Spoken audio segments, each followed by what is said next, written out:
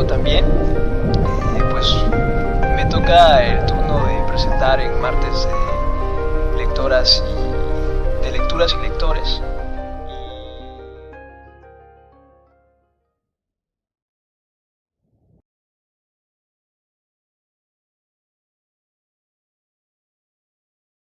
Muy buenas tardes, tengan todos ustedes. Es un gusto recibirles en este espacio cultural regional Reflexionario Mocambo, hoy, martes 18 de noviembre del 2025, casi se termina el 11º mes, y bueno, estamos muy felices de recibir a nuestro público presencial hoy, más público que otros días, veo algunas caras nuevas, todos son muy bienvenidos, y amigos de muchos años que están aquí también presentes, convocados hoy por la presencia de Jorge Sáenz Cabrera y Saúl Pizarro, que nos vienen a hablar del libro de Requiems de Mauricio Weizenstein. Y bueno, pues, ¿cómo están? Bienvenidos, ¿cómo se encuentran Saúl, Jorge? ¿Lo pagaste? Hola, gracias Daniel por recibirnos aquí en el Reflexionario Mocambo, a todos los amigos que hoy nos acompañan. Pues muy contentos, sobre todo de ya en las vísperas de las Navidades, estos 10 años que cumple el Reflexionario Mocambo, este espacio en donde tanto Jorge como un servidor hemos tenido oportunidad de presentar muchísimos libros. Yo reflexionaba a principios de este 2025 que presentaba mi libro número 10 en estos martes de lectores, ¿no? Yo creo que casi uno por año, y bueno, pues cerramos con buen augurio y con muy buen ánimo de festejo, presentando un gran libro que ya les platicaremos en unos momentos de qué se trata.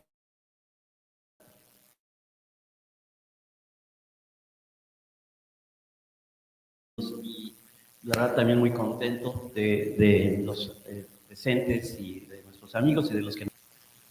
Sí, quiero empezar con algo de la prosa de Mauricio Vicental. Este capítulo es una pluma perdida en San Petersburgo, cita con un condenado a muerte. San Petersburgo me pareció siempre una ciudad mágica, pintada de colores ingenuos. A veces es brillante y pura, pero puede ser también amarga, cruel, melancólica y triste. Quizá por eso Dostoyevski dibujaba caras asustadas en los... He vivido en todas las estaciones, canales. Llevo siempre el corazón lleno de vagos recuerdos de familia. Los fantasmas de mi tía Lola, que perdió la razón joven y enamorada en uno de estos palacios. En Llegar cuando las luces se apagan, el primer volumen de mis memorias, he contado la historia de este amor desgraciado. Fue ella quien primero me habló de Ana Pirugova, la amiga de Lazarillo en cómplice de Rasputín. Ella tocaba el piano para que yo cantase a Tchaikovsky, y fue ella quien me enseñó a pronunciar en ruso la palabra amor. Buscándolo en los versos de Pushkin, en las páginas de Dostoyevsky, en Ana Karenina de Tolstoy y en las cartas de su juventud. Me acuerdo bien, Lugo, porque ella cerraba siempre el sonido de la O no acentuada, considerándolo más elegante. Así aprendí que el amor en ruso es femenino, igual que el alma, el minuto, el dolor, el papel de escribir y el abedul. Todas las cosas importantes son femeninas en ruso.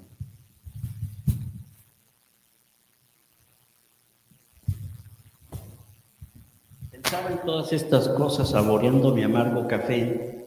Los nombres de los poetas muertos se amontonaban en mi memoria y estuve esperando 2 horas en el bar del hotel, pero mi amigo no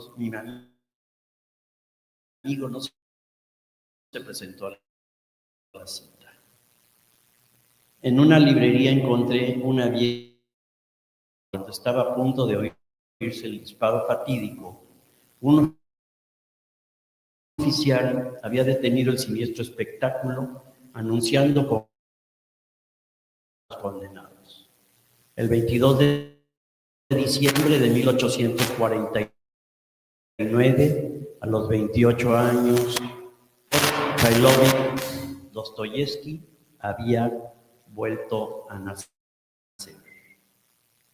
Para comprender a Dostoyevsky hay que aceptar que los hombres que han pasado su infancia en un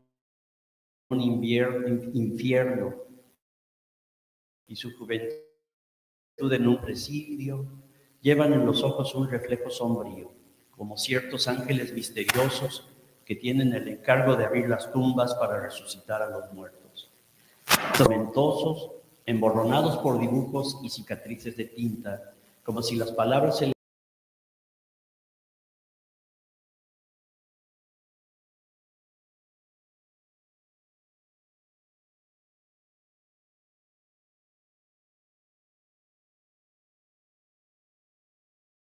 toca el brazo, como si yo fuese un Stares, esperando que le dedique unas palabras de consuelo. Babushka, abuela, le digo para no defraudarla, tengo aquí dentro un hermano. Si él estuviese ahora con nosotros, besaría tus manos, porque eres ya anciana y has sembrado mucho trigo. Bueno, quizás, aunque suene trillado en las presentaciones del libro, siempre dicen que el libro que uno presenta es el mejor, ¿no? O es el libro que más le apasiona a uno, pero en este caso es, creo que completamente cierto, desde que descubrimos a este autor, tanto Jorge como yo, y nos hemos dado... La invitación primera es pensar en Mauricio Vincental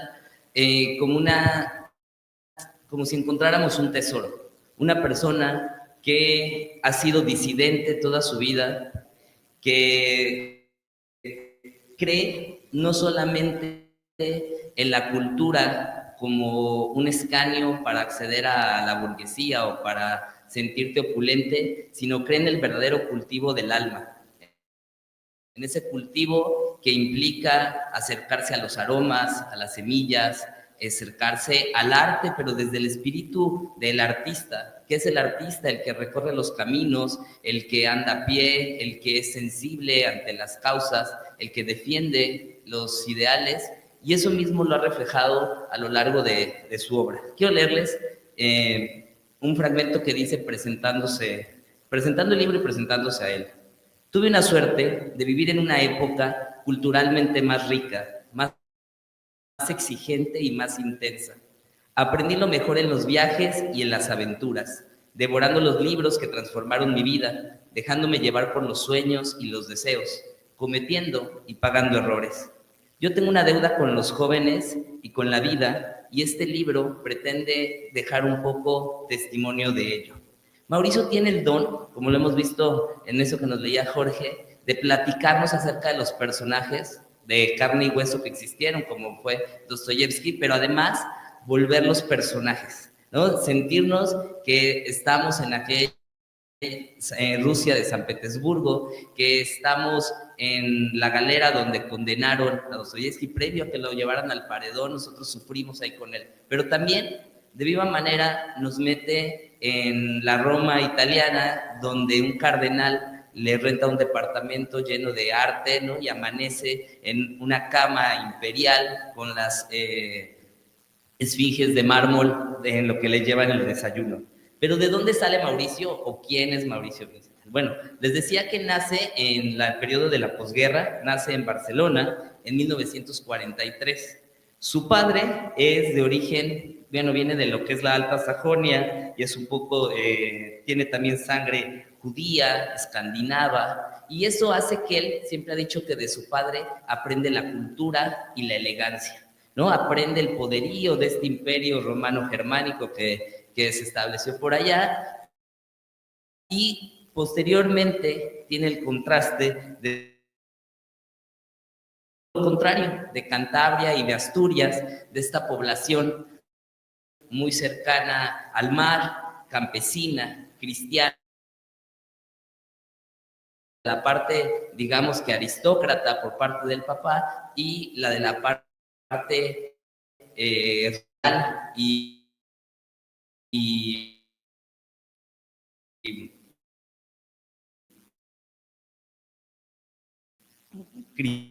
cristiana de parte de la mamá. Él mismo se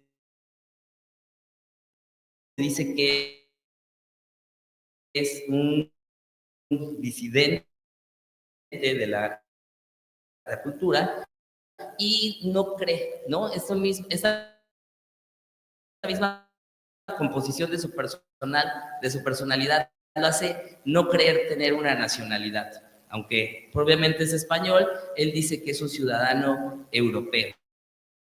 Pero más que eso, y más que creer que pudiera ser un ciudadano europeo, la misma Europa que ha recorrido a pie, él mismo se dice que su verdadera patria está en el idioma en el que piensa. Y el idioma en el que piensa, efectivamente, es el español, la lengua que ha creado su humanismo, su manera de expresarse, de estar. Entonces, él cree que la mayor patria que puede tener una persona es su capacidad de expresarse, y en este caso, pues elevada a la parte artística.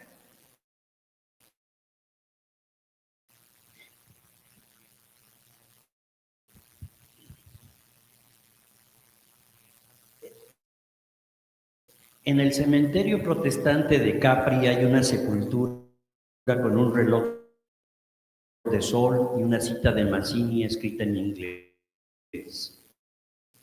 There is no death in this world, only forgetfulness. No existe la muerte, sino solo el olvido.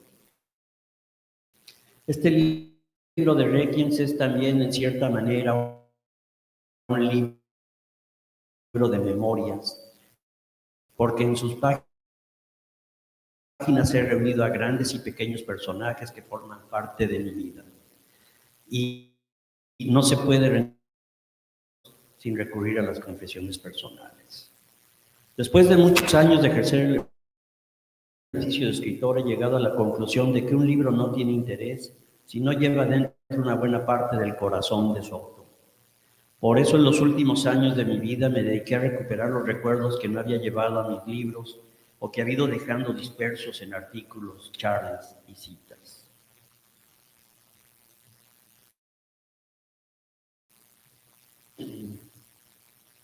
Durante muchos años me dediqué a dar a la imprenta este libro. Pienso en el mundo sagrado de la edición que últimamente se ha profanado con la educación de los escritores en la cultura del premio. Es el sueño de dar vida a un libro único, a un libro buscado, a un libro irrepetible. Después de un accidente grave de salud, me decidí y le hablé a mi amigo Frances Navarro, cómplice, indicándole que buscaba más un artesano que una poderosa industria. Como me conoce bien, no se extrañó de que yo quisiera editar solo 50 ejemplares. Disfrute inolvidable acudir cada día a la pequeña imprenta donde Joseph trabaja como un mago,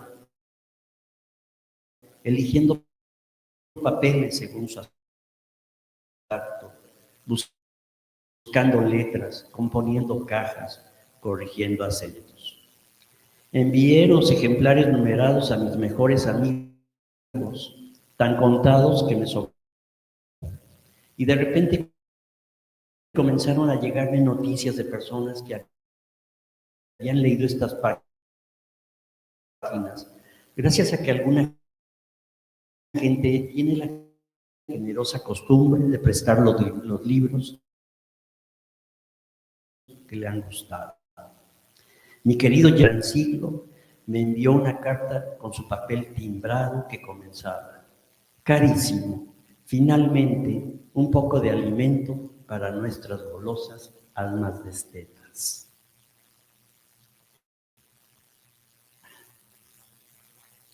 Decidí que estos recuerdos no eran ya míos. Y por eso el libro en Edasa.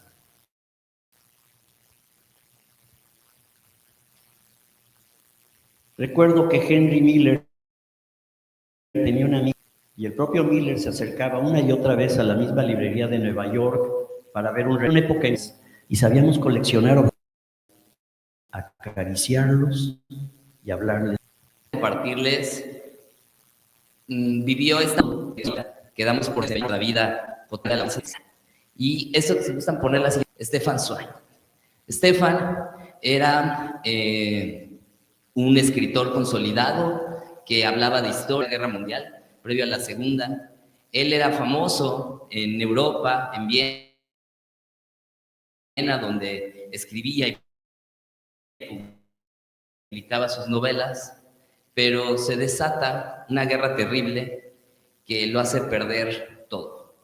Lo hace perder lo más valioso, que era el público que lo leía, lo que él creía, en sus romances, y se vuelve al exilio, digamos, lo atormentado, digamos, que de los no solamente social, pues nos lleva en este libro de los Requiems, nos lleva a conocer cuáles era el entramado de sus amistades, con quienes se relacionaba, con qué cafés iba, a quienes conversaba, y pues nos arroja, digamos, que no solamente nos da ese dato biográfico de decir que él en algún momento se suicida, ¿no? Y así pone fin a su vida, pero nos lleva a pensar qué es lo que lo lleva a tomar una decisión así.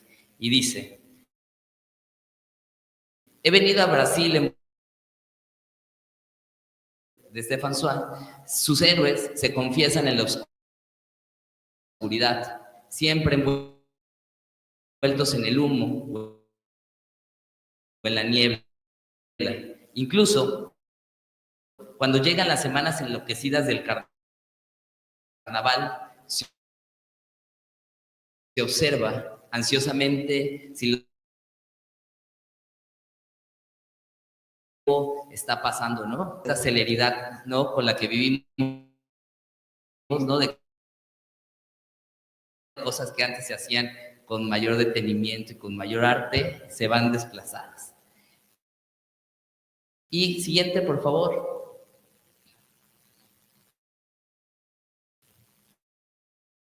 Siguiente.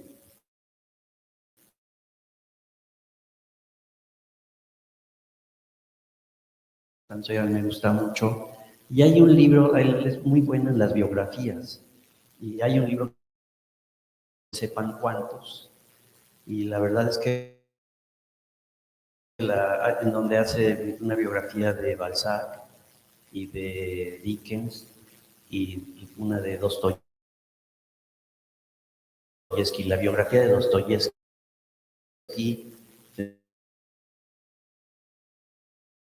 Me llamó mucho la atención esto de que la lengua en la que habitas es tu identidad, tu nacionalidad,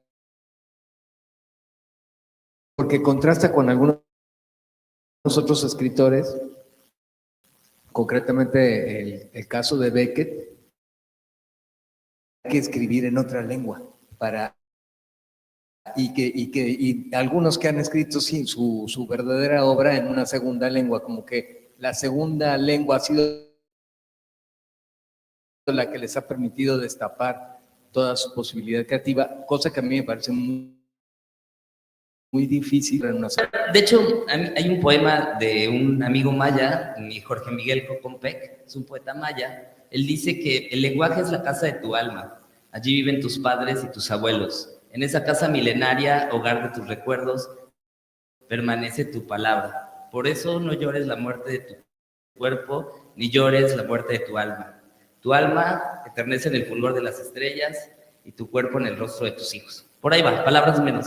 Jorge Miguel, si lo ve, espero haberlo estado bien, pero el tema es, si pensar en otro idioma yo creo que te desconfigura, aprendes inglés. Yo siento que tu esencia original va dada del lenguaje natural o mayor con el que te expresas. Aunque bueno, hay muchos escritores que se han sentido más cómodos, sobre todo traductores, ¿no? Haciendo versiones, y entonces digo, esa sería otra plática. Por eso queda esa reflexión súper interesante ahí, ¿no?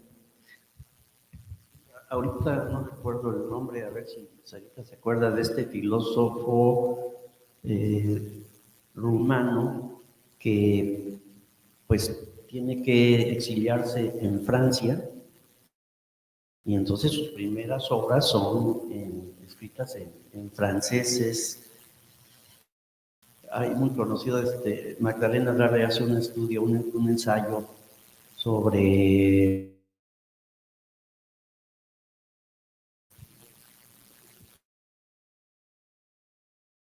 ¿Alguien ubica quién es la señora de la imagen que está aquí atrás? Coco. Ella también es uno de los personajes más divertidos que menciona en los Requiems. Mauricio, el propio Mauricio, tuvo oportunidad de platicar con ella en el bar del Ritz muchas veces. Imaginémonos este opulento bar de este lujoso hotel en París, donde se reunían pues la mayor parte de la alta intelectualidad, artistas, y sobre todo aquellos más consolidados, ¿no? No eran los bohemios, digamos, que de Arrabal, y no eran los bohemios que andaban en las fiestas y callejones, sino eran aquellos intelectuales que ya habían dado la vuelta, que él la describe como una fiera indómita, sincera, tan cruel como generosa. Le toca platicar con él. Él describe a Coco todo lo contrario de Stefan Zweig, como una persona aguerrida, fuerte, una mujer que no buscaba permiso, sino que trataba de ganarse esas concesiones, que pulverizaba las reglas. Ella decía que voy a follarme a todas estas señoras vistiéndolas de negro, y pues ahora van a jugar todas bajo mis reglas, ¿no?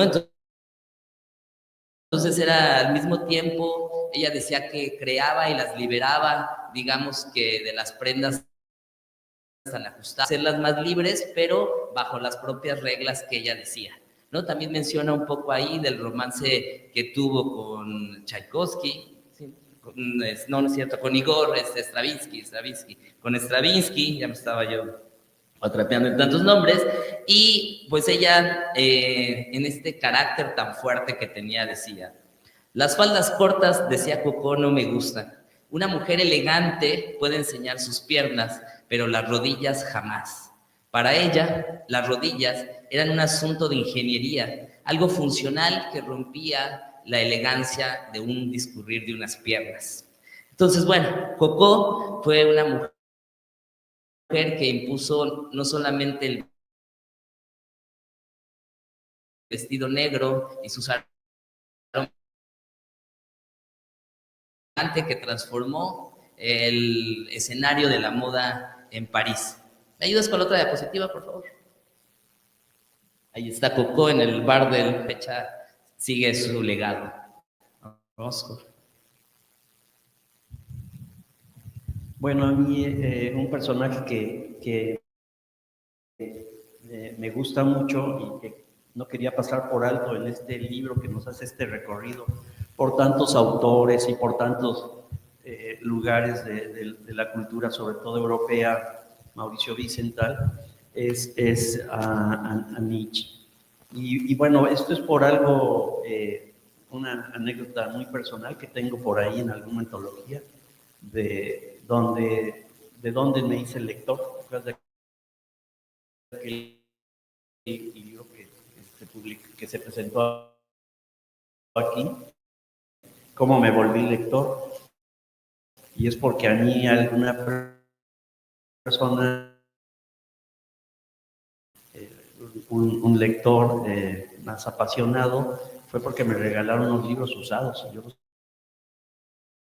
los acepté, y entre esos venía un volumen de Hacia Brosara, que a mí nos gustó mucho. Y bueno, pues esa es la fecha exactamente,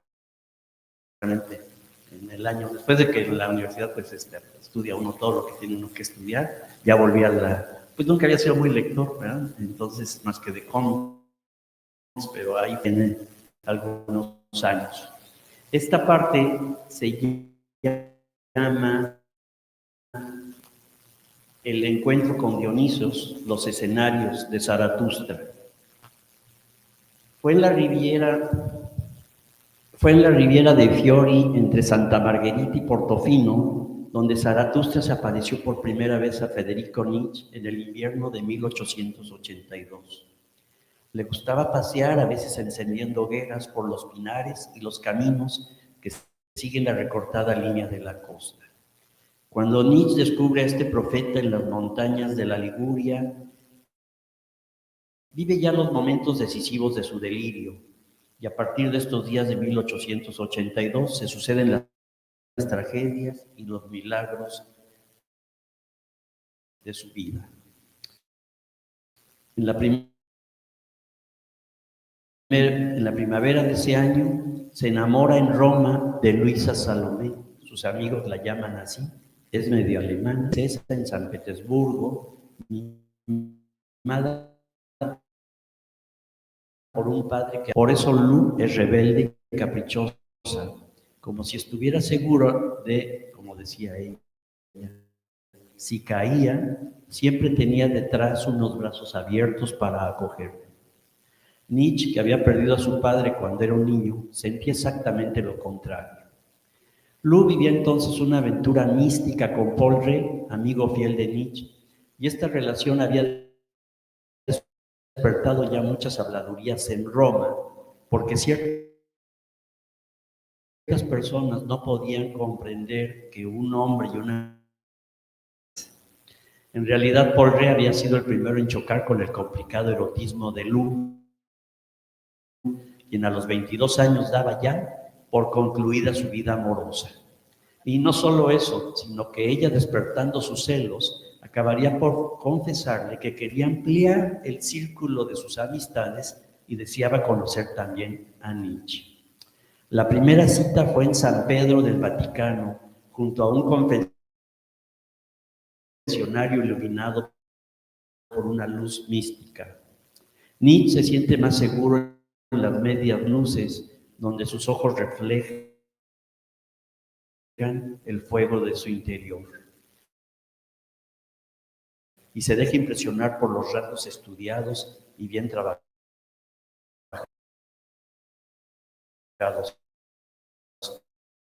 de su personalidad.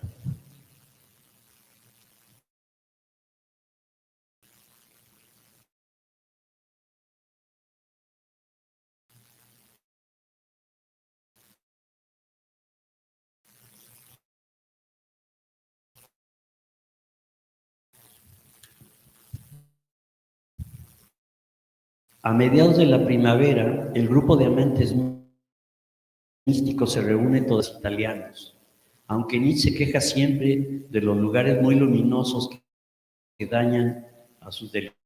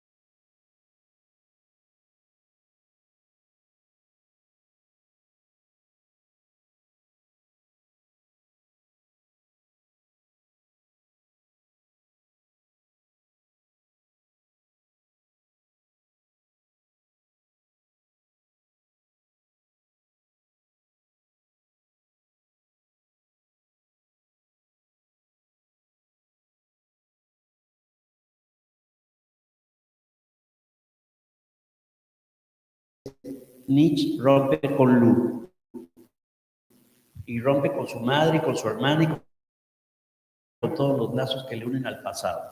El apóstol de Zaratustra ya no pertenece a este mundo. Ahora, liberado de la pasión que ha sentido por Lu, debe reconstruir su vida. Quizá como los antiguos griegos, debe realizar una cura en la montaña, una hora y vacía, de la tragedia y de la resurrección, señor del vino y del amor. Dionisos reinaba en la montaña, despertando la fuerza de la savia que alimenta las plantas. Tenía poder sobre las fuentes y las sombras, sobre las plantas trepadoras y todas las cosas húmedas. Por eso también era el Dios amado de las mujeres. En 1881 Nietzsche había descubierto un lugar frente a la voz de Zaratustra, engendrando una obra de arte. Mientras escribe las páginas de Así hablaba Zaratustra, Nietzsche está convencido de que esta obra es el quinto evangelio. Y una y otra vez, verano tras verano, regresa a Sils Maria para seguir componiendo este poema. El 3 de enero de 1989, en la plaza Carlo Alberto de Turín, ve como un cochero maltrata brutalmente un caballo. El oscuro y educado trotamundos Tedesco no puede soportar la escena. Se abraza llorando al cuello del animal y cae desmayado. A partir de ese instante permanece ya callado, una vez más recogido por la lealtad de las mujeres hasta el día de su muerte. El 25 de agosto de 1900 muere en Weimar. En las notas necrológicas que escriben para despedirle, algunos filósofos dicen que este vagabundo ha proclamado la muerte de Dios sustituyéndolo por el superhombre. Este loco visionario y vidente es solo un músico vagabundo que ha penetrado en un mundo confuso, atonal. Hay que conocer primero algunos secretos, hasta el final, hasta las entrañas del vino, porque más allá de la cultura, en las madres del vino, vuelven a nacer los dioses, se hace la luz, la exaltación de Dionisos.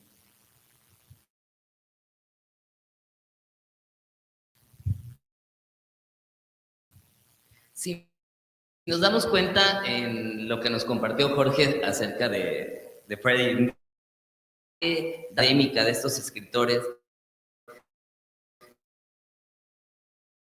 nos comparte como esos claroscuros que todas las personas tenemos, ¿no? Estos momentos o estas callejones por los que a veces transitamos. Aquí, bueno, aparte de rescatar obviamente los textos de Nietzsche y toda la figura, digamos que trascendental ahí con Nietzsche, también estuvo coqueteándole y anduvo con Rilke, ahí tuvo su amorío, de hecho de René le dijo que no, que se escuchaba muy niño en René Rilke y que lo cambiara a Reina, ¿no?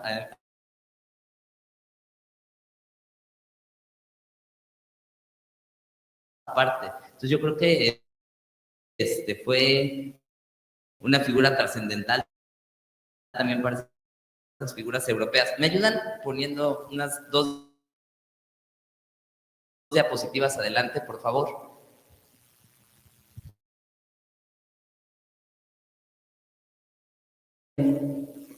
Atrás, por favor. Ahí está Rilke y Luis Andrea Salomé. Ella era la terrible Influencia de Freud, ¿no? Y bueno, ella se dedicó mucho también con los inicios de la psicología, de la psicoterapia. Pero sí del beso con Nietzsche, y que bueno, Nietzsche le ofreció matrimonio y obviamente ella no aceptaba eso. Sí, también tuvo una relación con Rainer Maria Rilke, que pues era al que seguían todavía, y bueno, lo lleva incluso a conocer a fines del siglo XIX, principios del XX, ya al viejo Tolstoy, a su casa, allá napoleana. Que el detalle del alemán que maltrata el caballo es el origen de una película maravillosa que se llama El caballo de Turín. No recuerdo ahorita el director, pero es una película sensacional que parte precisamente de esa idea de ese momento y bueno, tiene un desarrollo muy, muy completo. Ahora, sí, como todo libro que aporta muchísimos datos, leer a Mauricio también requiere tener al lado la obra de todos estos autores, ¿no? Es el capítulo de Tolstoy, el capítulo de Stefan Zweig, el capítulo que habla de Chanel, pues requiere sí tener todas estas fuentes, investigar, escuchar la música para entender. Mauricio actualmente se dedica a dar clases de historia de la cultura, ¿no? Entonces, digamos que pasa un poco, yo me acuerdo cuando empezaba como lector, la primera vez que me acercaba a algunos textos, por ejemplo, de Sergio Pitol, ¿no? Por ejemplo, con algunas referencias, yo decía, bueno, ¿dónde, no? Tenía que acercarme, digamos, que a otros textos conexos. Entonces, hablando un poco de lo de Mauricio, de lugares, de zonas, de calles, es alguien que, pues sí, recurrentemente tendríamos que consultar mapas, sitios, escuchar la música. Esta propia charla, veníamos platicando con Daniel hace unos minutos, pues fueron como 6 o 7 reuniones de largas comidas, sobremesas, con vinos, ¿no? A las que Adela y algunos amigos como Adriana, que pertenece a un selecto club de lectura que tenemos que se llama el Club del 93, ¿no? Forma parte, digamos que para llegar a esa parte. ¿Me ayudas con la siguiente, Daria, por favor? La siguiente diapositiva. Y es que ver con 3 mujeres fascinantes. Y son 3 mujeres que, además de ellas, la que está, el cabello negro y corto, ella se llama Dolly Wilde. Dolly Wilde, y es su apellido conocido por su tío, quien fue Oscar Wilde, famoso autor. Y ella tenía la característica, cualidad de administrar una casa donde ella vivía, digámoslo así. No era una casa como cualquiera en París, era una casa que se encontraba en la calle Rue Jacob y que esta casa reunía a las grandes actrices y a los grandes intelectuales del tiempo, del tiempo de la posguerra, del tiempo de ella para platicar, para convivir, pero era catalogado así como el lugar de la perdición, ¿no? Donde era un lugar donde había excesos, donde había drogas, donde había música, donde experimentaban de forma libre. Y bueno, pues ahí imagínense los personajes que se congregaban, ¿no? Se congregaba Marlene Dietrich, Colette, Tamara Karsavia, Mercedes de Acosta, poetas, escritoras, que pues ahí desarrollaban y se desinhibían de las cosas.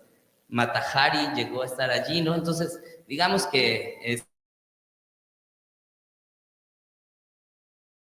sería imperdible, yo creo que para muchos si nos llegaran a invitar.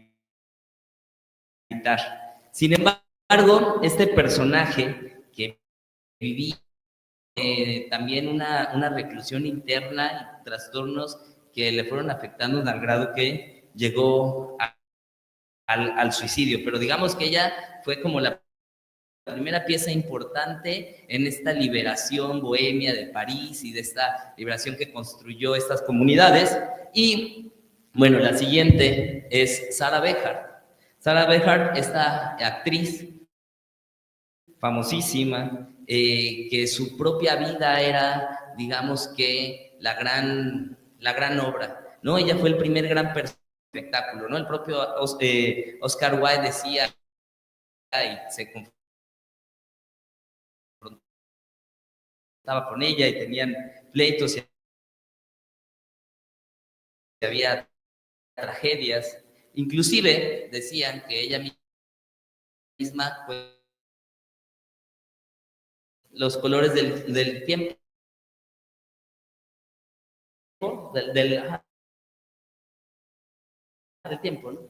Es una película que vino en el Tour de Cine francés, donde ella ahí solamente para en un restaurante y le piden que interprete, se ponía de pie. Y de hecho hay una anécdota donde está con Oscar Wilde y Oscar saca un cigarro y le dice, oiga, disculpe, ¿le molestaría si me fumo este cigarro frente a usted? Dice, no, dice, por mí se puede prender fuego todo usted, ¿no? Y se da la vuelta y lo desairan. Entonces imagínense desairar pues a una figura como Oscar Wilde hablaba de lo fuerte que era esta mujer. Y bueno, pues este lugar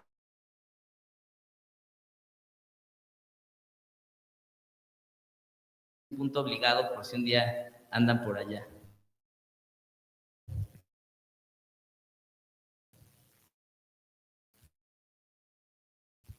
La dueña era, pues,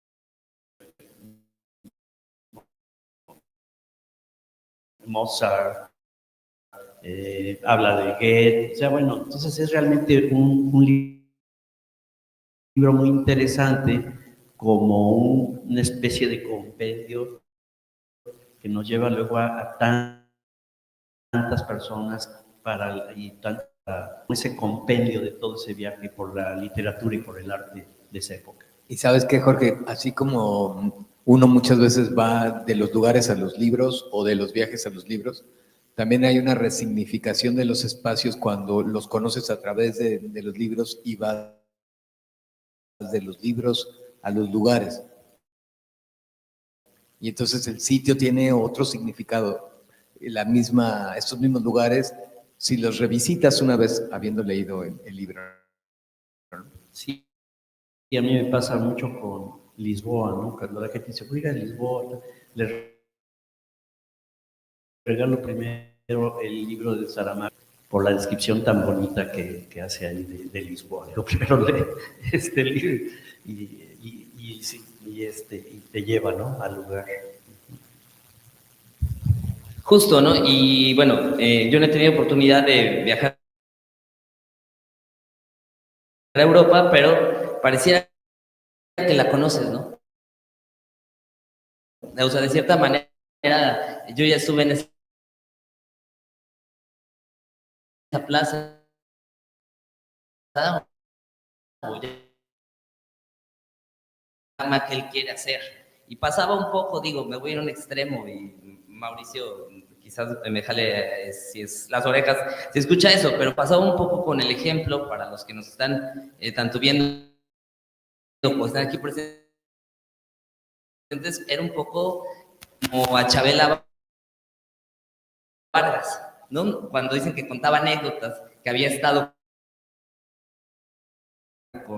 ya no sabía si a quién preguntarle, era nada más el testimonio de lo que ella decía, ¿no? Se convierten como en estos personajes que están, y Mauricio pues es eso, él mismo se dice que es el último gran dandy europeo, pero dandy en el sentido de el bastión de esa cultura, que quiere que ahí está presente toda esa cultura, ¿no? Que Europa pues fue la cuna del humanismo y que a partir del humanismo es la única manera en que el hombre ha logrado encontrar su entendimiento. De hecho, en algunos libros hace una crítica total a la ciencia, que la ciencia ahorita se quiere desprender de toda la cultura, ¿no? La ciencia actualmente pues buscan deshumanizarla, digámoslo así, y él dice, oye, los inventos, por ejemplo, de Pasteur, si Pasteur no hubiera conocido de música o no hubiera apreciado el arte, jamás hubiera llegado a las conclusiones de las que está. Si Pasteur tampoco hubiera viajado, no hubiera visto los efectos de algunas cosas, ¿no? Entonces, todo eso es como causa y efecto. No sé si es que la gente quiera preguntar algo. Sí, pues sería un buen momento para que la conversación se ampliara. Ya me acordé que es Béla Tarr, el director de El Caballo de Turín. ¿Alguien quiere hacer uso de la voz en este momento o les parece? Panchos, piropos. Sarita, te lo paso a ti. Bueno, pues me interesó mucho el libro, creo que es un resumen cultural, ¿verdad? Que, vaya, tiene de todas las cosas. ¿Por qué mencionan a San Petersburgo, que a mí se me hizo una ciudad bellísima? Le llama la Venecia del Norte. ¿Pero qué tiene que ver San Petersburgo? No entendí. Bueno, porque habla bastante de los rusos aquí, habla de Tolstoy, que ahorita sí ya por motivos de tiempo hay un capítulo muy interesante de Tolstoy, de los viajes, habla de Dostoyevsky, de la gente que visitaba Tolstoy, ¿no? Turgenev y toda la gente, bueno, y con toda la gente con que se escribía. Cuando escribe El reino de Dios está en vosotros y toda esa obra. Entonces tiene mucho que ver de la migración de Moscú y San Petersburgo, de los clásicos, bueno, de los escritores, habla de Pushkin, del centenario, sí, muerte, donde hablan Turgenev y Dostoyevsky y Tolstoy y su amigo Chekhov y todo. Entonces, realmente, por eso es que tiene mucho que ver, aparte de que otro de los personajes, pues es Lu Andrea, que también nace ahí. Ahí hay un museo muy importante, que dicen que es el segundo museo más importante del mundo, después del Louvre, ¿verdad? Sí. ¿Cómo se llama?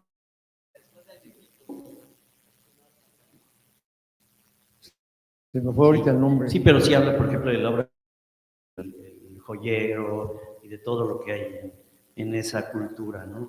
Tan rica.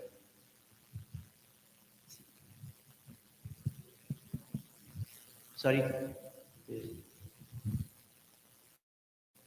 No, pues muchas felicidades. La verdad se me antojó muchísimo el libro, está padrísimo. Y aparte, se aprende un montón, me encantó esta idea de poderlos, haberlos habitado a través de sus páginas, ¿no? Y nada más,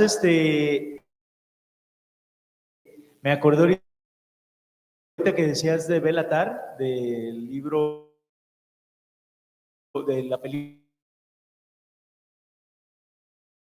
El Caballo de Turín, que Béla Tarr ahorita está muy en boga otra vez porque es el que es Béla Tarr son muy interesantes porque son larguísimas, ¿no?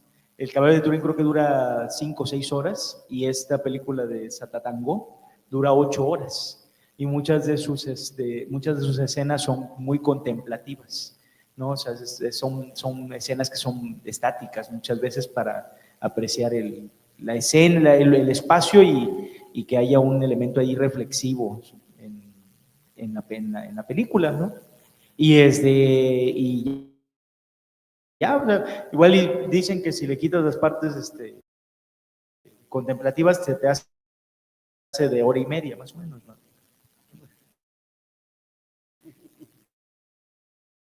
Muy, muy bueno, El péndulo de Santa Fe, y pues pude comprar como 6 o 8 y se los regalé a medio mundo. Algunos ya no están en nuestra vida, Pero sí, es eso, y es difícil de encontrar estas reimpresiones de 2015, y no es un libro tan popular, entonces no es tan fácil de encontrarlo, ¿no? Si lo ven por ahí, de Daza, yo creo que no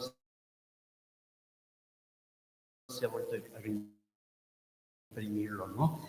Y bueno, sí. Sí, y justo lo que también los necesitas, ¿no? Yo me acuerdo que justo este libro me lo regalaron Sara y Jorge en el año 2019, que no estaba yo viviendo aquí en la ciudad de Veracruz, estaba en la Ciudad de México, acompañando a mi mamá en un proceso de cura del cáncer, ajá, y en ese proceso la verdad es que pues tenía mucho tiempo, ¿no? Y mucho porque no estaba trabajando y tenía mucho tiempo también para poder leer, y este libro me acuerdo que y Sara y Jorge también pasaban por un momento también delicado, porque una hija que tiene... Entonces, bueno, me acuerdo que nos hablábamos así muy poco, yo extrañaba mucho las habituales reuniones que tenemos los domingos, donde conversamos de libros o de música o de lo que pasa entre semana, y este libro también nos vino muy bien porque fue como esas reuniones que tenemos, digamos que de forma presencial, habitual, estaban allí, pero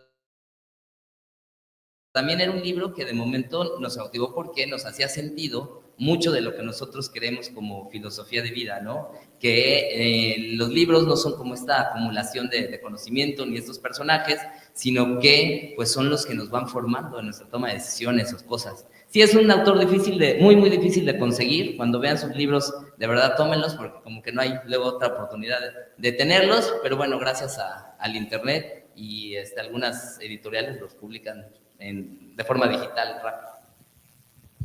Y termino yo con Corona de Flores, Aquí, con una Jorge, ofrenda. tenemos un comentario. Perdón. No, gracias, Sarita, gracias. Nomás quería saber, me suena como si fueran crónicas, no sé, es todos estos relatos, y me recuerda mucho esta película de Woody Allen, de Medianoche en París, creo, ¿no? En ese sentido de ir conociendo todos estos personajes en todo ese desmadre tan gratificante, tan festivo. Y sí consideras que son sencillamente crónicas, no he leído el libro, pero lo he ojeado y me lo han contado, pero no sé si es algo más que una simple crónica, supongo que sí. Sí, justo, perdón decir, libro de Requiem son las oraciones que se hacen para los difuntos, ¿no? Con esta idea de que son sus requiems, ¿no? Para sus muertos, porque él dice que, a ver, yo le preguntaría a muchos aquí, ¿cuántos de verdad conocemos quizás la obra de Dostoyevsky, de Tolstoy, de estos de Wagner, ¿no? De estos autores, quizás nos suenan por calles, nos suenan por episodios, ¿no? De escuelas o de citas de maestros, pero pues él realmente dice, oye, no son eso, ¿no? No son una calle, no son una pintura con la cual puedas tomarte foto, no es ese lugar turístico, sino tienen una esencia, ¿no? Claroscuros que los puedes uno descubrir. Entonces sí, al final de cuentas es un libro ensayístico y de crónica narrativo, pero tiene esta esencia como solemne de un requiem. Ya, gracias. Sí, me gusta mucho, se me hace muy romántica y muy poética. Y termino con Corona de Flores, una ofrenda que hace al final. La brisa ligera me trae el perfume de las mujeres, de los cabellos de las mujeres. Quizás he perdido ya muchas horas en este libro buscando memorias y rostros humanos. Recuerdo una frase que me dijo Conchita Cañameras revelando el secreto de sus retratos geniales. Cada vez que el pintor intenta descifrar el rostro de un hombre, se encuentra con el de Dios. Los escritores también llevamos en el corazón un ardiente secreto. Si conociésemos de verdad los más bellos sueños de nuestros hijos, escribir una biografía de Dios. No creo que un libro de requiems deba acabar sin una corona de flores. Aquí. Recojo mis materiales y doy por acabada mi tarea. Camino en el crepúsculo entre las estatuas rotas, entrando durante medio siglo, y rezo porque en el cuenco de las manos llevo al altar la ofrenda convertida en ceniza.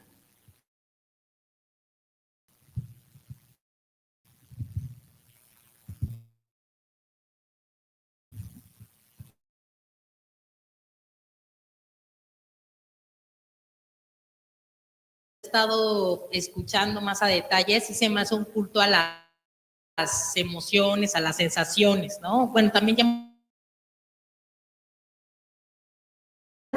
¿Cuál creen, o sea, qué sensación creen que es la que él repite más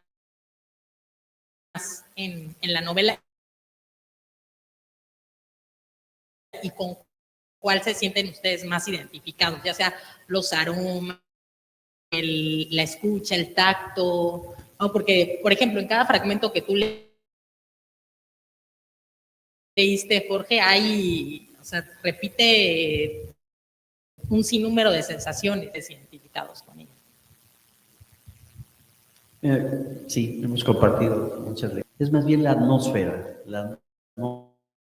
esa en la que estamos. Yo siempre me imagino cualquiera de estas ciudades una noche para salir, caminar, contemplar y ver los reflejos en los de las ciudades. Es como ese tiempo de la vida que no pasa. Quizás nosotros siempre sea en esa atmósfera que se presta tanto para los sentimientos más profundos. Justo, y mira, sin ponernos mucho de acuerdo, me vino a la mente la idea de construcción. Él habla mucho de que él es un disidente en esta época, porque esta época ha buscado derribar todo. Queremos, ¿no?, como construir cosas nuevas, o vemos los avances tecnológicos o los avances intelectuales como el derrumbe de las cosas. Como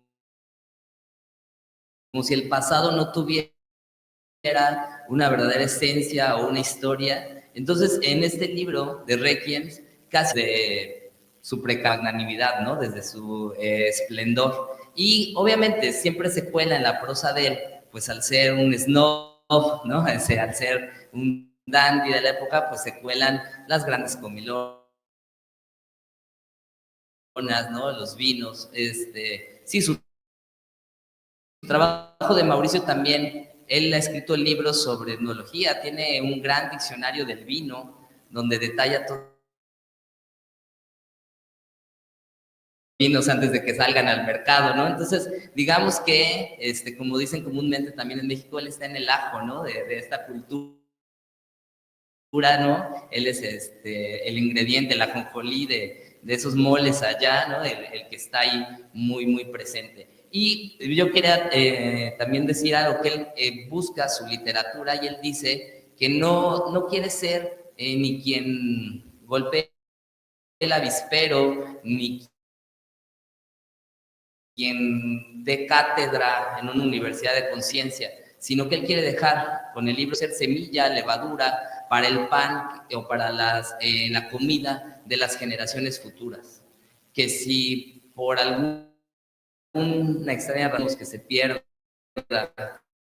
en el olvido alguna música, que sus libros y su testimonio sean el vestigio. Y él por eso dice, mientras haya gente que ande por los caminos indagando los detalles de la historia, existirá Europa y existirá el humanismo.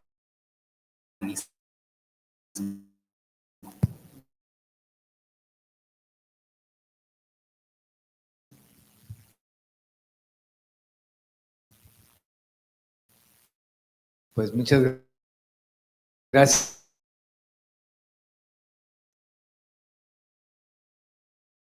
Dice que les mando un abrazo con cariño, que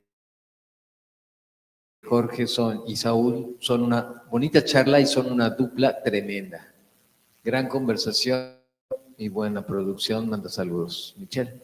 Entonces, pues, con esto podemos cerrar este momento, pero que no bicental o bicental. Gracias y nos miramos dentro de 8 días en otro martes de lectores y lecturas.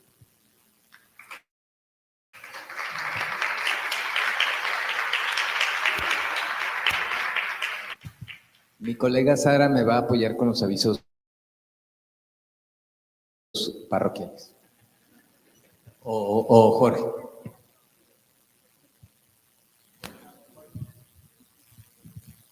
Bueno, como lo obligué aquí al señor doctor. Ya cortaron ya la transmisión, ya no está, ¿verdad? Ah, gracias. Ya estamos nomás nosotros, entonces podemos decir